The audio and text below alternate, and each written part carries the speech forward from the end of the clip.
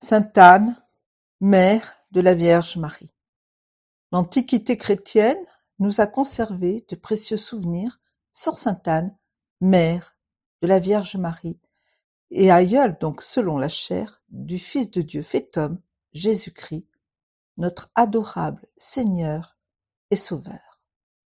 Saint Grégoire de Nice et Saint Épiphane, entre autres, les ont pieusement recueillis ces souvenirs dès le IVe siècle. Sainte Anne était de la tribu de Juda et de la race de David. Son père habitait Nazareth. Il s'appelait Mathan. Sa mère, Myriam ou Marie. Mathan et Marie eurent 3 filles. L'aînée s'appela aussi Marie comme sa mère. Elle épousa Cléophas et lui donna 4 fils.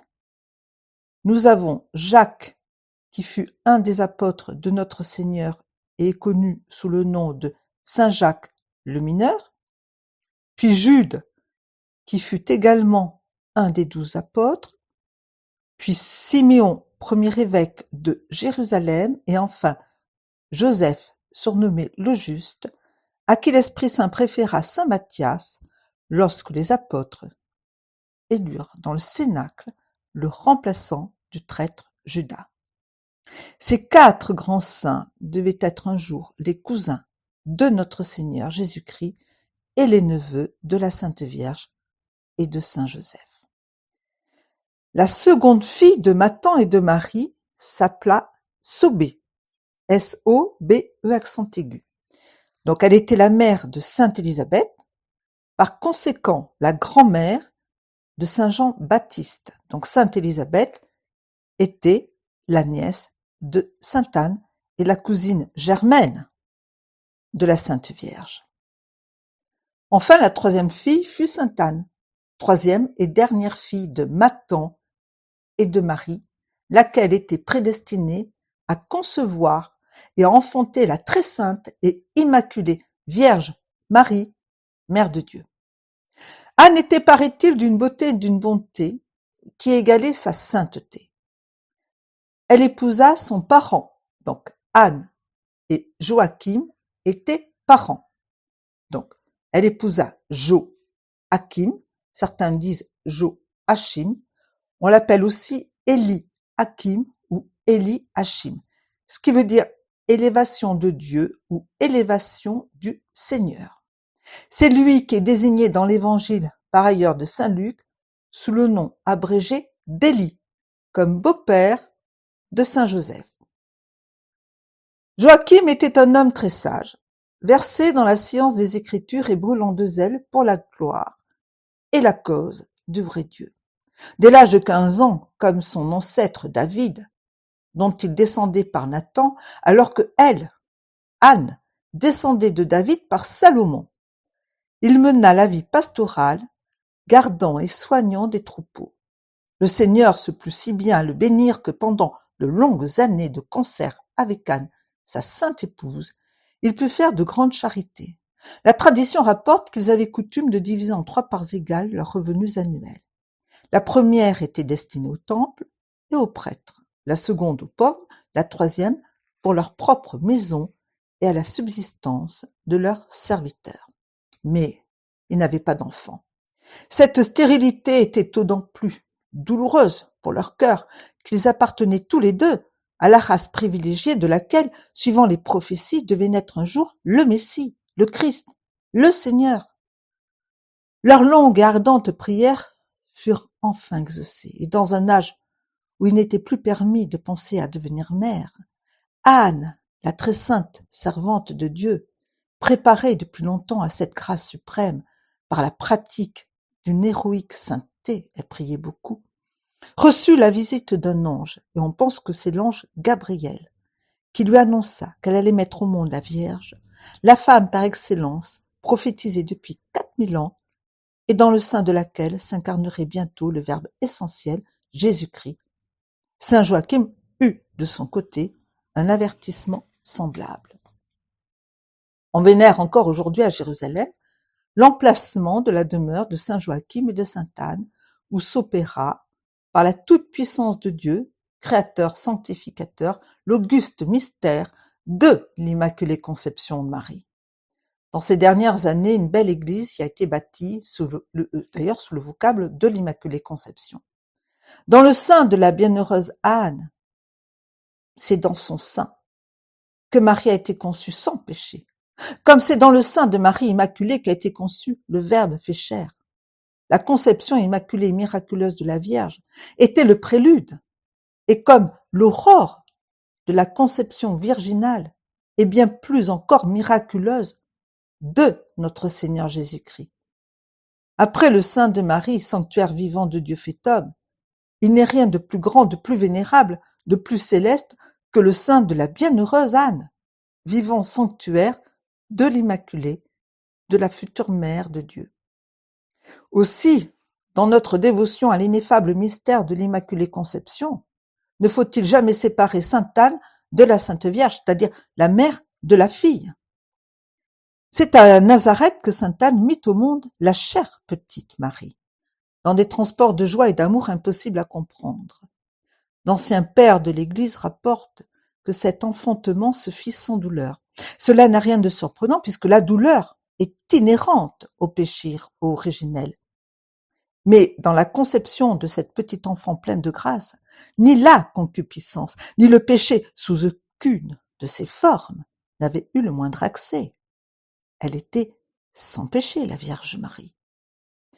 Saint Jérôme parle, comme d'un fait connu de tous, de divers prodiges qui accompagnèrent aussi, comme pour notre Seigneur Jésus-Christ, la nativité de la Vierge. Sainte Anne, miraculeusement mère de Marie, fut aussi sa nourrice, car le Seigneur Tout-Puissant donna à sa vieillesse le lait nécessaire pour alimenter la petite Vierge jusqu'à l'âge de 3 ans. Après les fêtes d'usage, en pareilles circonstances dans les familles juives, elle partit avec elle, sous la conduite de saint Joachim, pour l'offrir au service du temple, où elle devait être élevée et formée jusqu'à son mariage. Cette oblation ou présentation de la petite Vierge Marie au temple était l'exécution d'un vœu que l'Esprit Saint avait inspiré à sainte Anne et à saint Joachim au moment où l'ange leur avait annoncé leur bonheur. Sont-ils restés à Jérusalem près de leur petite fille? Sont-ils repartis vers Nazareth? Personne ne le sait. Mais ce qui est certain, c'est que saint Joachim, très âgé, mourut peu d'années après, et que sainte Anne, qui était également morte avant les fiançailles de la Sainte Vierge avec saint Joseph, fut ensevelie près de Jérusalem. Plus tard, les fidèles, recueillant ces reliques sacrées avec tout l'honneur qui leur était dû, les déposèrent en grande pompe dans l'église du sépulcre de Notre-Dame, dans la vallée de Josaphat. À l'époque des croisades, le corps de sainte Anne a été transporté, en grande partie du moins, dans la ville d'Apt, diocèse d'Avignon, où il est encore aujourd'hui en grande vénération. D'aucuns disent que non, ce corps a été transporté avec les saintes, venues donc de Palestine, notamment Marie-Madeleine et Saint-Lazare. Donc il est arrivé dès le 1er siècle, car la Gaule a été évangélisée au 1er siècle, quelques années après la Passion, sur l'ordre donc de Saint-Pierre. Je vous amène sur la chaîne Trésor de nos pères. Et vous allez apprendre énormément de choses sur notre foi catholique. Le culte de la bienheureuse mère, de la mère de Dieu, se répandit dès l'origine du christianisme en Orient et en Occident. Le pape Grégoire XIII l'appelait dans une bulle apostolique de l'année 1584, ce culte, une antique dévotion qui remonte au berceau de l'Église. Le pape Grégoire XV, lui, guérit miraculeusement par l'invocation de sainte Anne. Il déclarait en 1622, avec une égale solennité, que l'heureuse mère de Marie, Anne, fut toujours l'objet d'un culte spécial et d'une dévotion particulière dans l'Église universelle, tant en Orient qu'en Occident. 3 siècles auparavant, en 1378, le pape Urbain VI accordait à toutes les églises de la Grande-Bretagne le privilège de célébrer solennellement la fête de Sainte Anne. Mais déjà au IVe siècle, saint Jérôme parlait des religieux hommages dont Sainte Anne était l'objet dans la Terre Sainte, et tout spécialement dans la magnifique église qui lui était dédiée à Jérusalem, à l'endroit même où s'était opéré dans son sein prédestiné le mystère de la conception immaculée de Marie. Dans la crypte de cette église, les fidèles vénéraient l'emplacement de la chambre de sainte Anne et de saint Joachim. Les plus anciens souvenirs nationaux des Bretons nous apparaissent comme liés au culte et à l'amour de sainte Anne d'Armor. Armor ou Armorique est l'ancien nom de la Bretagne et signifie la terre qui s'avance sur la mer. Au 7e siècle, saint Mériadec, évêque de Vannes, avait élevé à sainte Anne un sanctuaire à 4 lieues de Vannes, à l'endroit même où existe aujourd'hui le pèlerinage de sainte Anne d'Auray. Et pour exciter davantage la piété des fidèles, il y avait exposé, à leur vénération, une statue de la sainte en bois peint. Mais en l'année 699, au mois de février, donc février 699, le sanctuaire fut détruit par une horde de pillards qui dévastèrent tout le pays. Seule la Sainte Image échappa à ces fureurs sacrilèges. Elle fut enfouie dans la terre, à la place même où elle avait été vénérée. C'est là qu'elle attendit pendant plus de 9 siècles l'heure de la providence. Le village qui s'était groupé autour de la chapelle avait pris et conserva toujours le nom de Ker Anna, c'est-à-dire village de sainte Anne. Le culte de sainte Anne demeura vivant dans le cœur de ces Bretons, et à différentes époques, la Bretagne construisit en son honneur des églises, des oratoires, en particulier à Brandélion, à Moréac, à Buléou, à Ménéac, à Plumérian, à Saint-Dolé et à Saint-Nolff. Ker Anna n'avait donc plus que le nom et la piété des habitants pour se souvenir de l'ancien sanctuaire. Et en 1623, l'endroit où ce sanctuaire s'élevait jadis s'appelait le champ du Bosséno. On montrait dans ce champ avec une religieuse terreur un espace où de mémoire d'homme jamais la charrue n'était passée. 100 fois l'expérience avait été tentée. Arrivé là, l'attelage se cabrait, reculait, effrayé. Et si l'on pressait davantage les pauvres bœufs, ils s'effarouchaient jusqu'à briser parfois la charrue. Prenez garde à l'endroit de la chapelle, disait-on, par manière de proverbe, aux paysans qui allaient labourer le champ du Bosséno.